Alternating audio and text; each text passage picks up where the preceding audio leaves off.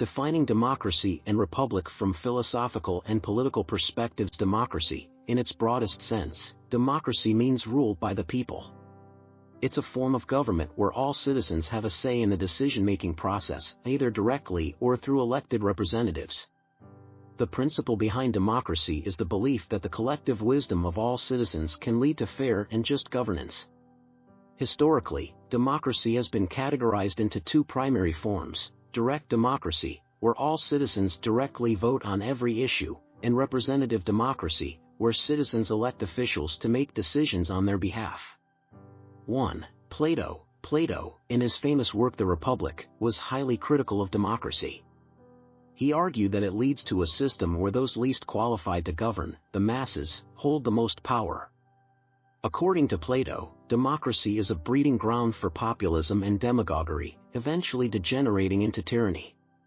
2. John Locke, a proponent of liberal democracy, believed that government is a product of a social contract in which individuals consent to be governed in exchange for the protection of their natural rights, life, liberty, and property.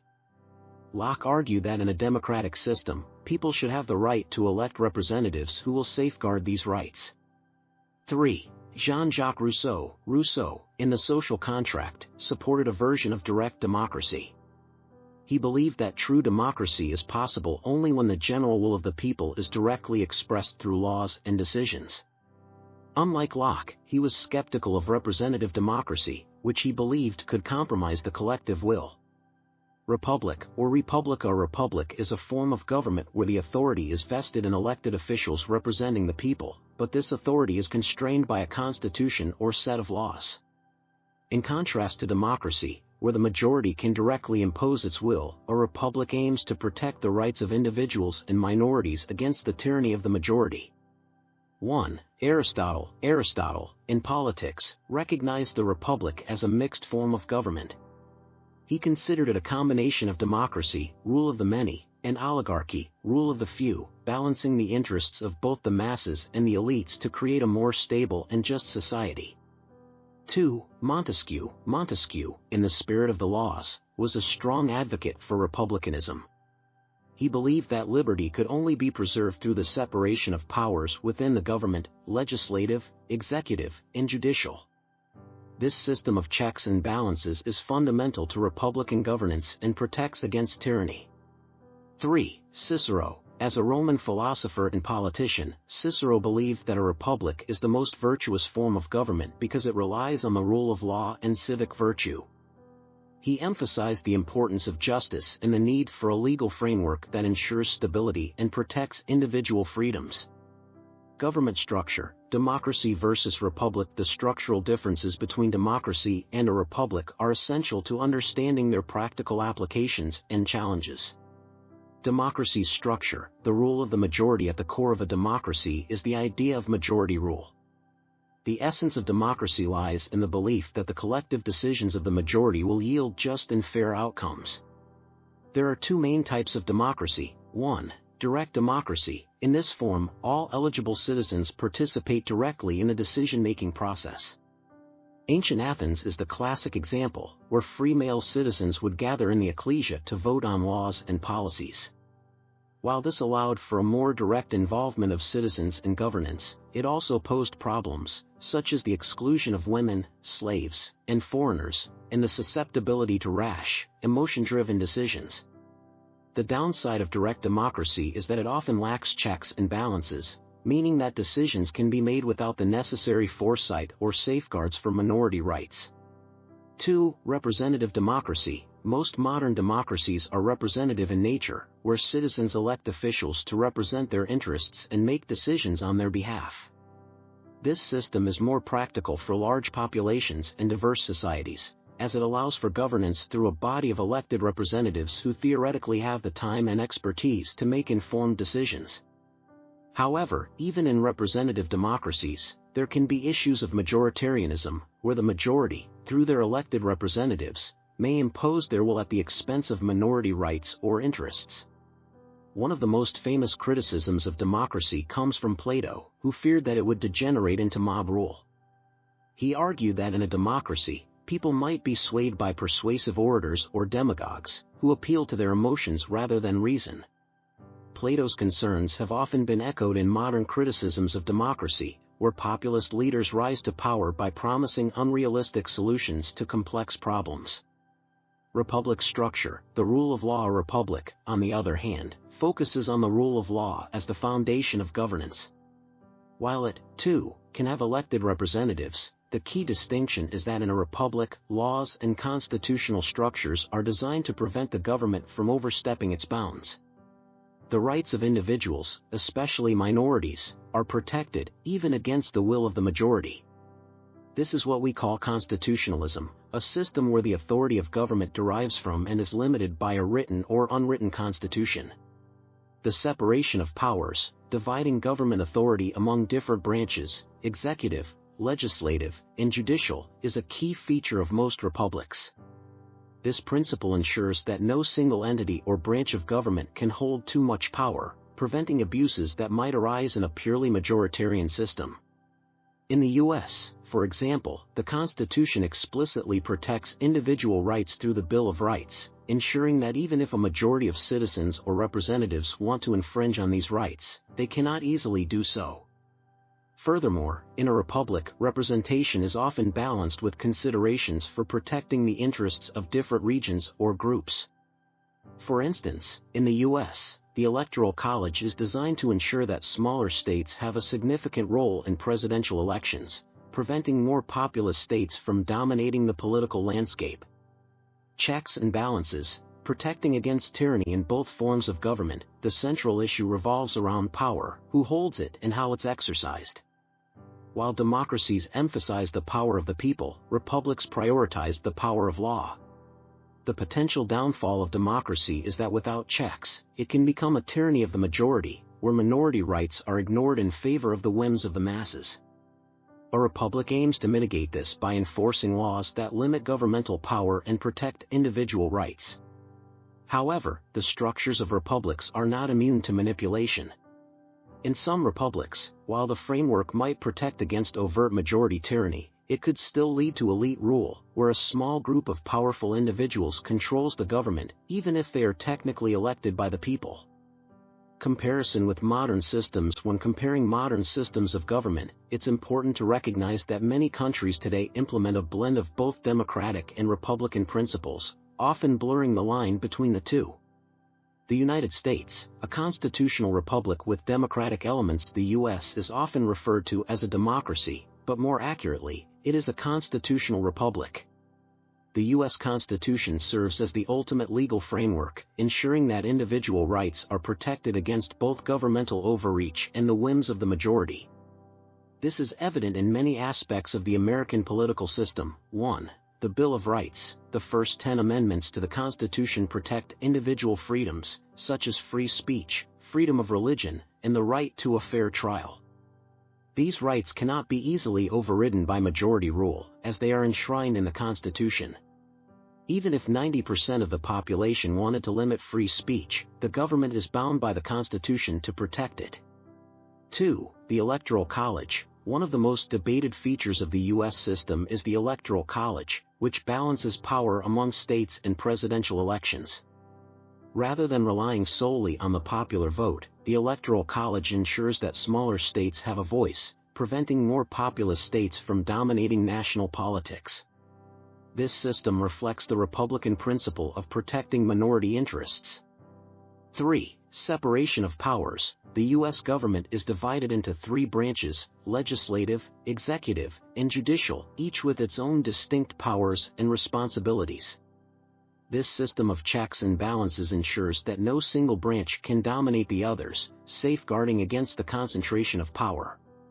France, a semi-presidential republic. France, on the other hand, operates under a semi-presidential system, where both the president and a prime minister share executive powers.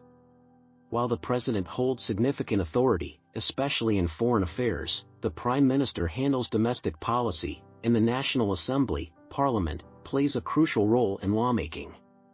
France's Fifth Republic is built upon the idea of balancing strong leadership with parliamentary oversight, ensuring that no single branch of government can operate without constraints. Parliamentary democracies, the UK and Sweden.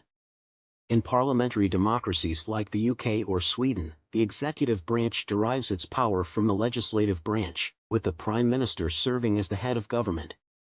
In these systems, the focus is often on majority rule through the elected parliament.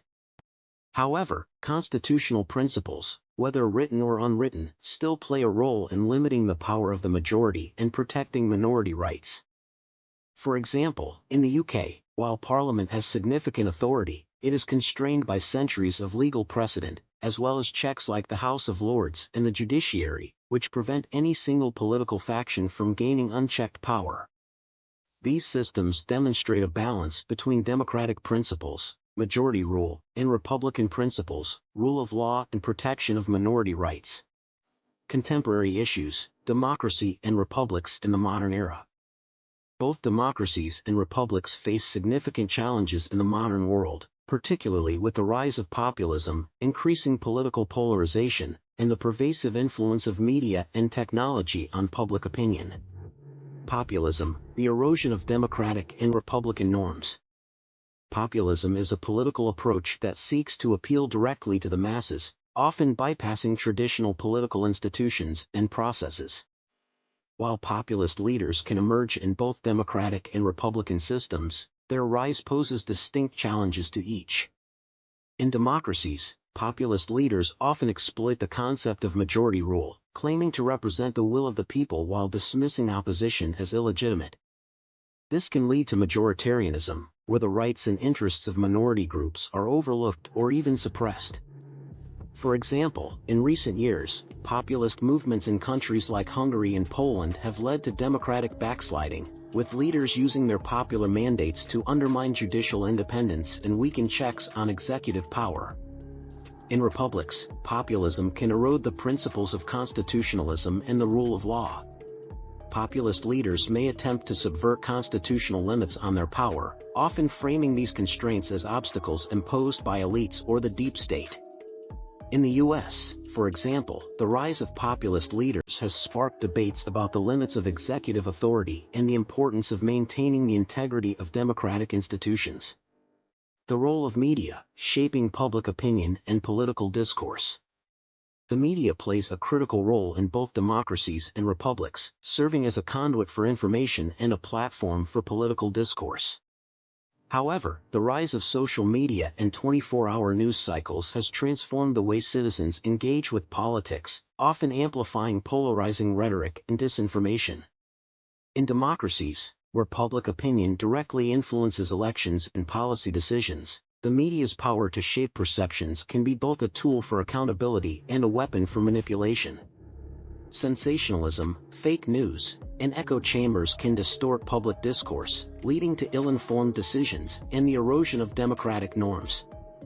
In republics, where decision-making is often more insulated from direct public opinion, the media still plays a vital role in holding elected officials accountable. However, the spread of disinformation can undermine trust in government institutions and weaken the public's faith in the legal and constitutional framework that underpins republican governance. Political polarization, a challenge for both systems. One of the most pressing issues facing both democracies and republics today is the growing political polarization within societies. In highly polarized environments, it becomes increasingly difficult for citizens to find common ground or engage in constructive political debate. In democracies, polarization can lead to gridlock, where majority and minority factions are unable to compromise, resulting in dysfunctional governance. In extreme cases, this polarization can undermine the democratic process itself, as political factions view one another not just as opponents but as enemies, leading to a breakdown in political dialogue and trust in institutions. In republics, polarization can erode the stability of the legal framework that holds the system together. When political factions focus on short-term gains or power struggles, they may seek to undermine constitutional norms and institutions, threatening the balance of power. For instance, in the US, heightened political polarization has led to increasing conflict over judicial appointments, electoral integrity, and executive authority, raising concerns about the long-term health of the republic. Addressing modern challenges, the need for civic engagement. Both democracies and republics depend on the active participation of informed and engaged citizens to function effectively. However, the challenges of populism, media influence, and political polarization have revealed weaknesses in both systems. To address these challenges, both forms of government must, 1. Strengthen civic education to ensure that citizens understand their rights and responsibilities in a democracy or republic. This involves teaching the value of compromise, the importance of checks and balances, and the role of law in protecting individual freedoms. 2. Promote media literacy to help citizens critically evaluate the information they receive and distinguish between credible sources and disinformation. In the age of social media, where misinformation can spread rapidly, empowering citizens with the tools to navigate the information landscape is essential. 3. Encourage political reform to address the root causes of populism and polarization. This might include reforms to campaign finance laws, efforts to reduce gerrymandering, or measures to enhance transparency and accountability in government. 4. Foster dialogue between opposing political factions to bridge divides and find common ground. By promoting a culture of mutual respect and understanding, democracies and republics can reduce polarization and create a more stable and inclusive political environment. Conclusion. Both democracy and republics hold significant advantages and face vulnerabilities. Democracies emphasize majority rule, ensuring that the people's voice is the driving force behind governance. However, they risk falling into the tyranny of the majority, where the rights of minorities can be overlooked. Republics, on the other hand, emphasize the rule of law and the protection of individual rights, but they too face challenges from elite control and political instability. The real test of both systems lies in their ability to adapt to contemporary challenges, such as populism, media manipulation, and growing polarization. Through strengthening institutions, promoting informed civic participation, and maintaining a balance between majority rule and individual rights, both democracies and republics can continue to evolve and safeguard the freedoms and stability of their societies.